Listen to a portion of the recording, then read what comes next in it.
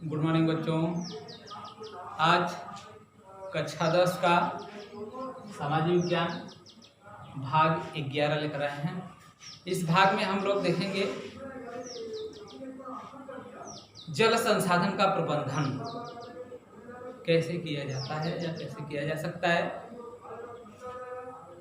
और इसके प्रबंधन से किस प्रकार हमको लाभ मिलते हैं। तो जल संसाधन का प्रबंधन, इसका अर्थ है कि जो जल है वो एक बहुत ही मूल्यवान संसाधन है। जल के अभाव में या जल की कमी में जीवन प्रभावित हो जाएगा। एक तरह से कहा जाए, जीवन की कल्पना नहीं की जा सकती जल के अभाव में। जल ही जीवन है, इसलिए जल संसाधन का संरक्षण करना बहुत ही जरूरी है, बहुत ही आवश्यक है। प्राचीन काल से ही जल संसाधन का संरक्षण किया जाता रहा है। वर्तमान समय में जल संसाधन के संरक्षण का जो तरीका है बहुउद्देशीय परियोजनाओं के द्वारा किया जा रहा है। प्राचीन काल में जल संसाधन का प्रबंधन उस समय के राजाओं के द्वारा, उस समय की प्रशासनिक व्यवस्था के द्वारा कराया जाता था। जैसे ईसा पूर्व में सुदर्शन झील का निर्माण करवाया गया, उसका सुंदरीकरण करवाया गया। किस लिए? जल को संरक्षित करने के लिए, जल को सुरक्षित रखने के लिए। इसी तरह से उड़ीसा में भी, जिसे हम कलिंग कहते हैं, वहाँ पर भी, आंध्र प्रदेश में भी प्राचीन काल में जल संरक्षण के लिए झीलों का निर्माण कराया गया। झील बनाए गए, तालाब बनाए गए। उस समय भी नदियों पर बांध बनाए गए। नदी के जल को रोककर सिंचाई के लिए उपयोग में किया जाता था। तो इस तरह से प्राचीन काल में भी जल के महत्व को समझा गया और उसे संरक्षित करने का प्रयास किया गया। वर्तमान समय में जल संसाधन का उपयोग अनेकों रूप में किया जा रहा है। इसके लिए बहुउद्देशीय नदी घाटी परियोजनाओं का निर्माण किया जा रहा है।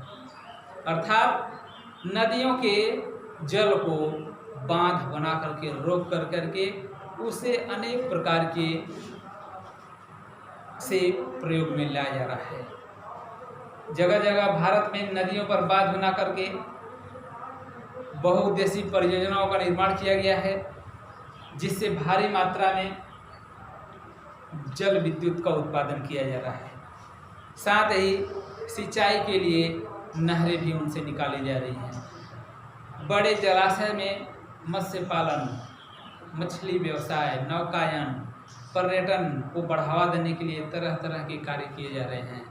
इन सब कार्यों को देखते हुए हमारे देश के प्रथम प्रधानमंत्री पंडित जवाहरलाल नेहरू ने इस बहुउद्देशीय नदी घाटी परियोजनाओं को आधुनिक भारत का तीर्थ अथवा मंदिर कहा है।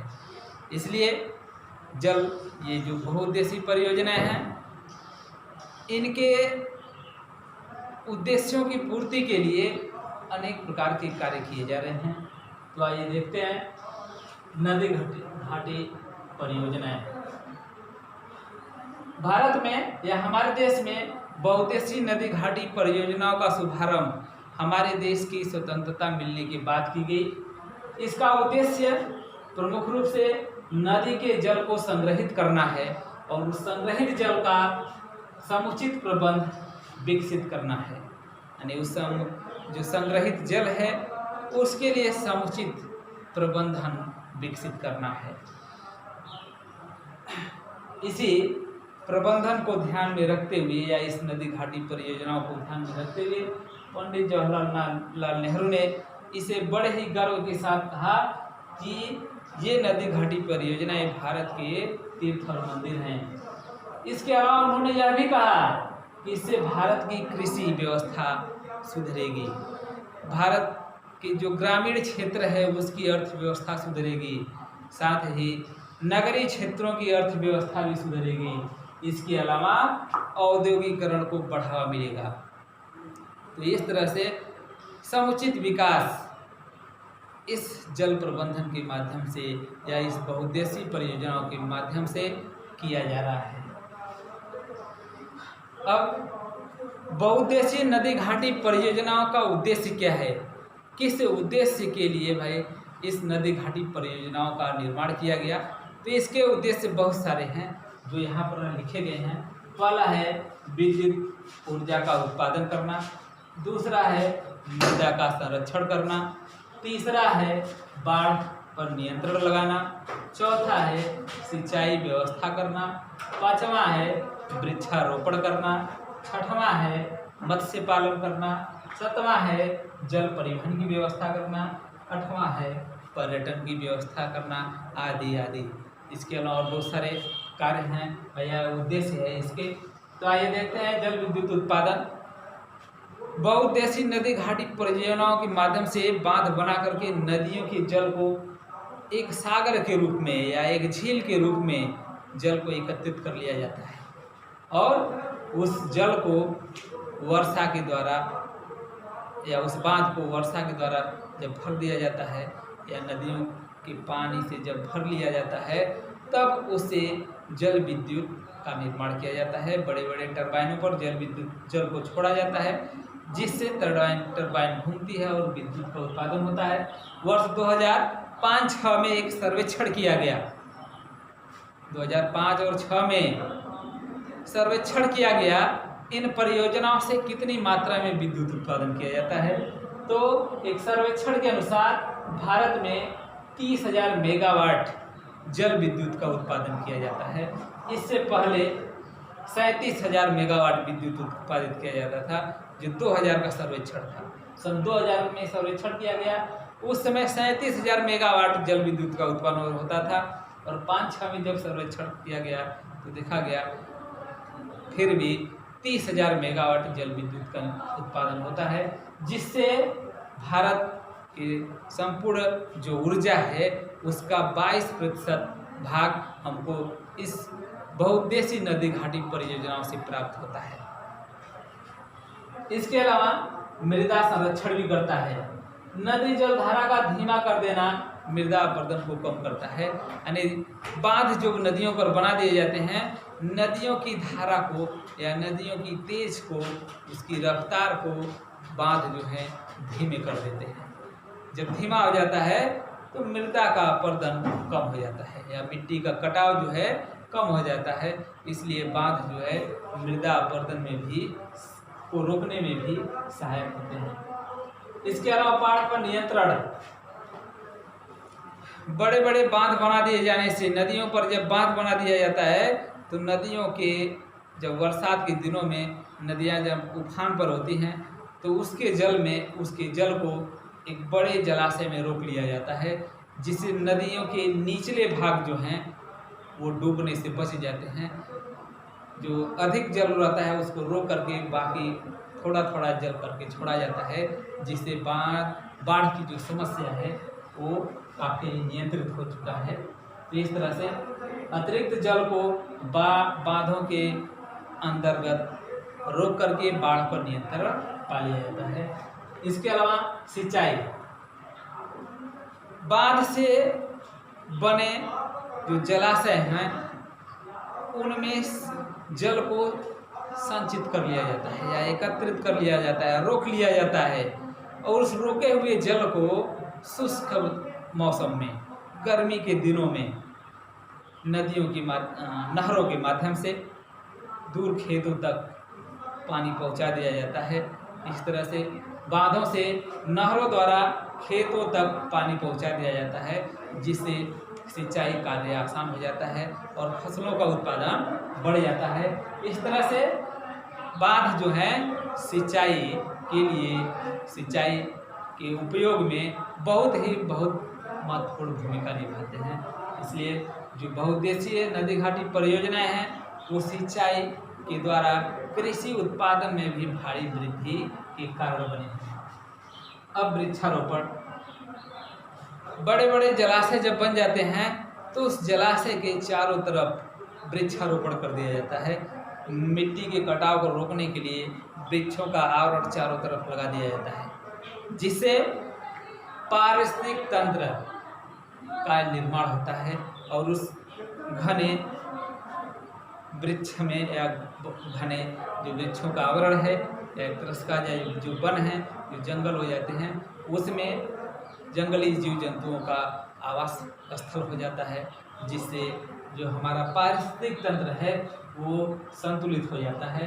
जीव जंतुओं की रक्षा के लिए एक प्राकृतिक आवास स्थल भी उपलब्ध हो जाते हैं। अब मत्स्य पालन, मछलियों के प्रजनन के लिए नियंत्रित परिस्थितियां प्रदान की जाती हैं।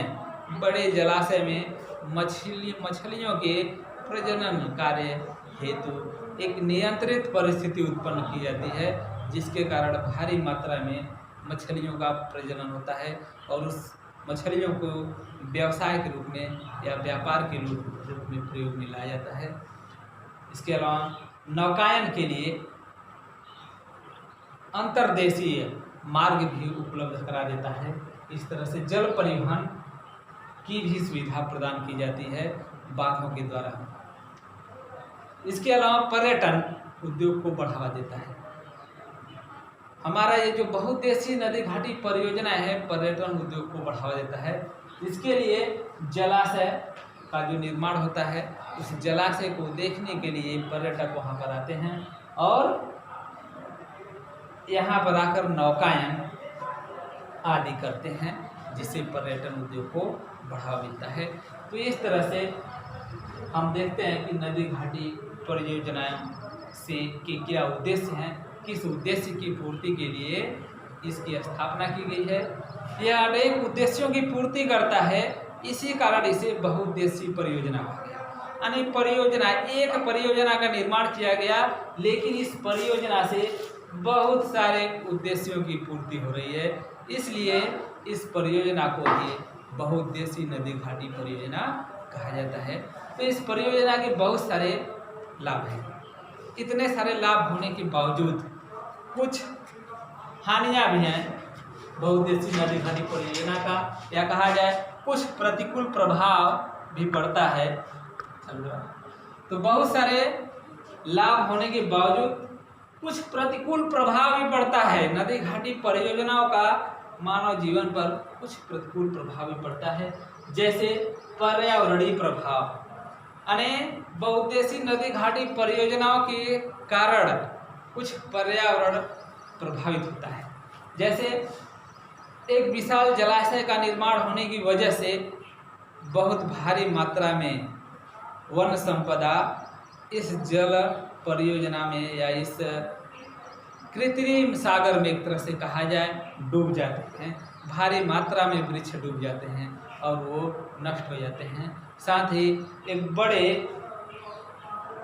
प्राकृतिक आवास जो जीवों के हैं वो भी नष्ट हो जाता है, जिसका बहुत ही प्रतिकूल प्रभाव पर्यावरण पर होता है। दूसरा है मृदा की उर्वरता पर प्रभाव।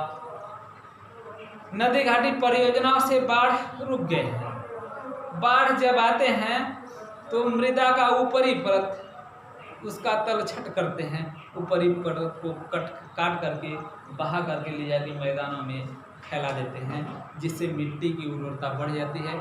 लेकिन इस परियोजनाओं से बाढ़ नियंत्रित हो गया है। नियंत्रण की वजह से जो उपजाऊ मृदा है उसके निर्माण में कमी हुई है।